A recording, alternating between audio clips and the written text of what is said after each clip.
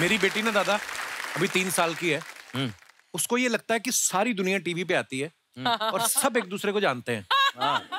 एक दिन ना मैं ये बात अपने शो में बोलता था कि बच्चों को मोबाइल ना ज्यादा दिखाएं, पर वो अभी ना, तो मैंने अपनी वाइफ से बोला, मैं कहा मोबाइल ना खोल के वो देख रही है कार्टून, ऐसे नहीं खाना खिलाना चाहिए। तो उसने मेरे हाथ में देख रही, तुम खिला लो।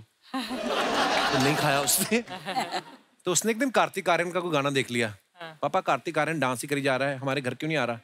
मैं कहा मतलब वो हमारे घर क्यों आएगा, वो बिजी है बेटा। तो तेरे को मैंने फिर रात को उसको मैसेज किया, मैं भाई अगर तू फ्री है प्लीज वीडियो कॉल करना, मेरे घर में डांस कर ले। नहीं मैं कहा चल बात तो करवाऊं। तो बात मैंने कार्तिक आर्यन से उसकी वीडियो कॉल करवा दी। अब एक दिन उसने अजीब डिमांड रख दी। क्या? पेपा पिग नाम का एक कार्टून है, कहती उससे बात कराओ।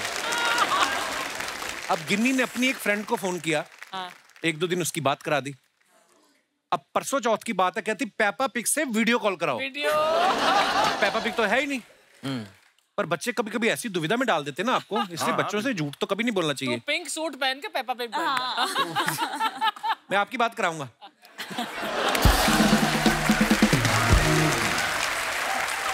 कहानियां सुनने का उसको बड़ा शौक है दादा। आप सुनाते थे दादा श्रेया को कहानियां? बहुत कहानियां, हर रोज एक नई कहानी सुनाते थे। मैं एक कहानी श्रेया को सुनाता था। अच्छा जी। वो मैं सुनाना चाहता हूँ। प्लीज प्लीज दादा प्लीज, मैं याद करूंगा, मैं उसको सुनाऊंगा अपनी बेटी को। हाँ, इधर आ।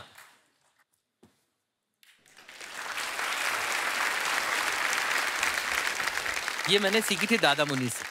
अच्छा। वो इसकी डिमांड होती थी कि वो सुनाओ। अच्छा तो मैं सुनाता था, वो मैं झट से सुना देता हूँ।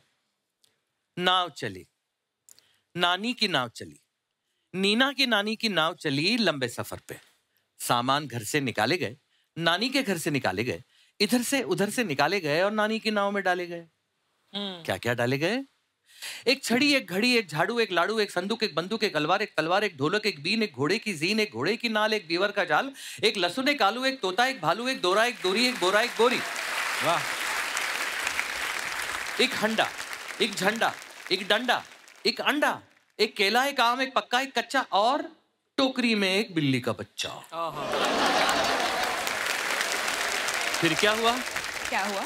फिर एक मगर ने पीछा किया। नीना की नाव का पीछा किया। नीना की नानी की नाव का पीछा किया। फिर क्या हुआ?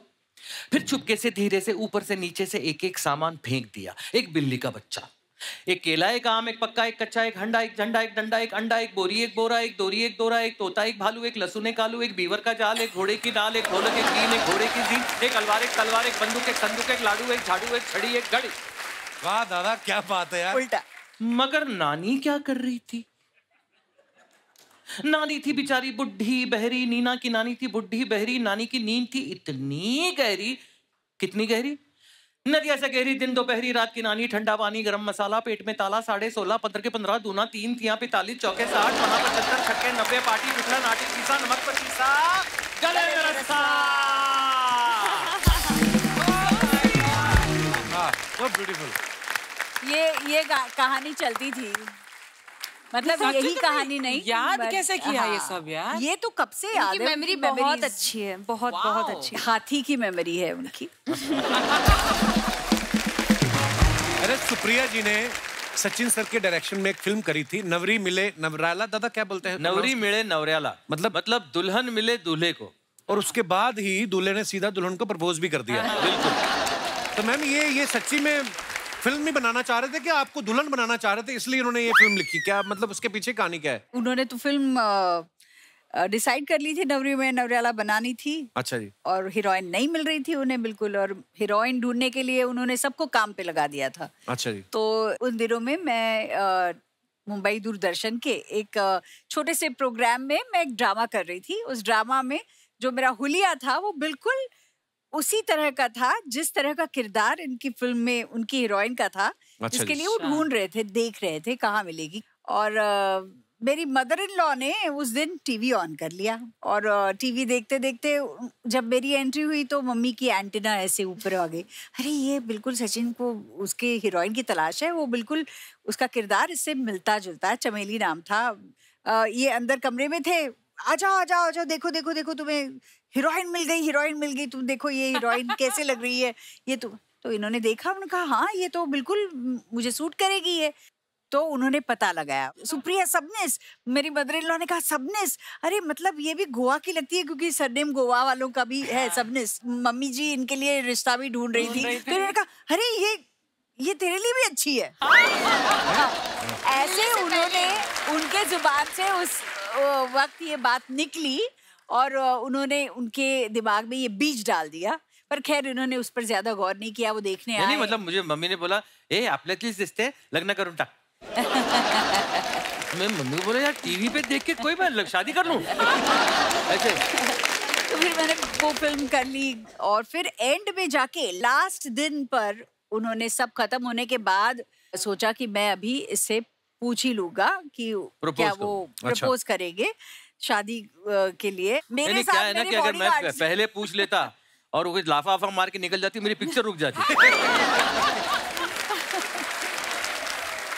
और उन दिनों में हमारे बॉडीगार्ड्स मतलब मेरी माँ, मेरी मौसी, मेरी दादी, ये ऐसे सारे लोग मेरे साथ आया करते थे। तो उस दिन इन्होंने मेरी माँ को और प्रपोज करेगा इन सब के सामने? माँ को और मौसी को फिल्म सिटी में नर्सरी में भेज दिया। वो देखो वहाँ पे बहुत अच्छे पौधे हैं, उनको भेज दिया और यहाँ पे मुझे प्रपोजल आया। खुद नहीं किया, खुद से। हाँ फिल्म सिटी में।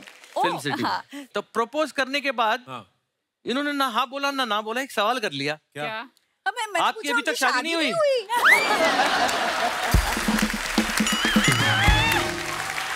अर्चना मतलब मैं तो सोच रही थी कि शादी हुई, अभी कहीं दिखाई नहीं दी है अभी तक कि शादी हुई होगी।